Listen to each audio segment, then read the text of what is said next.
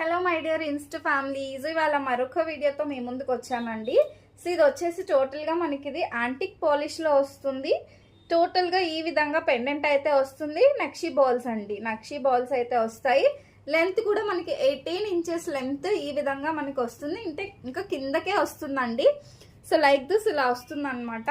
Product quality మాత్రం సూపర్బ్గా ఉందండి. So ear rings వచ్చేసి మనకి స్టడ్ అండి. సో స్టడ్స్ అయితే వస్తున్నాయి. ఏ ఏజ్ వాళ్ళైనా కూడా పెట్టేసుకోవచ్చు స్టడ్స్.